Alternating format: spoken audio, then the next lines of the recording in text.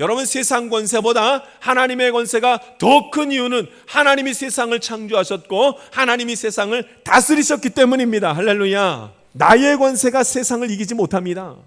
그러니까 여러분, 내 힘으로 세상을 이기지 못합니다. 우리가 세상 가운데 진 이유는, 세상의 권세에게 진 이유는 하나입니다. 내 힘으로 세상을 이기려고 하니까 진 겁니다. 하나님이 인간에게 권세를 주실 때 그 인간은 세상 권세를 이길 수 있는 것입니다. 이 모든 일의 시작은 하나님의 권세가 인간에게 위임될 때 시작된다는 말씀입니다. 폭풍을 만나지 않는다는 소리가 아닙니다. 뱀에 물리면 죽지 않는다는 말을 하려는 것도 아닙니다.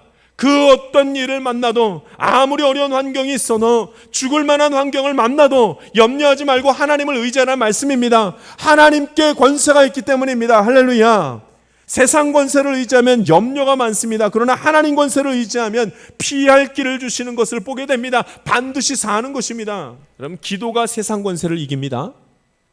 기도했더니 세상 권세를 이기게 되었습니다. 바울이 병든 자를 향하여 안수하고 기도했더라 이렇게 말합니다. 그랬더니 병이 나았더라. 할렐루야. 기도할 때 하나님의 권세가 나타나서 병든 자가 낫는 기적이 일어나는 것입니다. 기도할 때입니다.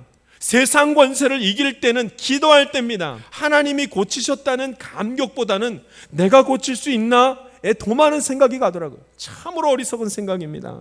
세상 권세가 만든 생각이 이런 생각들입니다. 교만한 생각입니다. 기도는 무조건 이루어 달라고 하는 것이 아닙니다.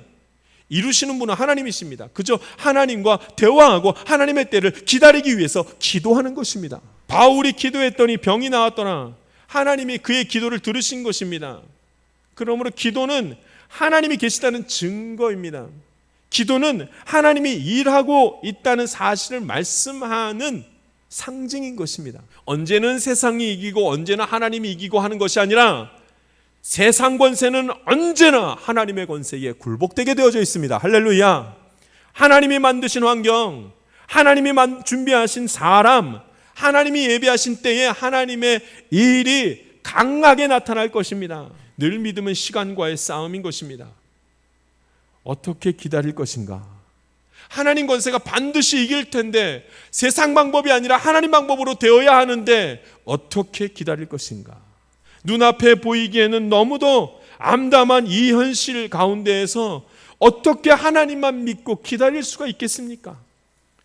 그래도 기다려야 됩니다. 성경은 반드시 하나님의 권세가 세상 권세를 이긴다고 말씀하셨기 때문입니다. 어쩌면 하나님이 이깁니다, 이 말도 교만한 말일지 모르겠습니다.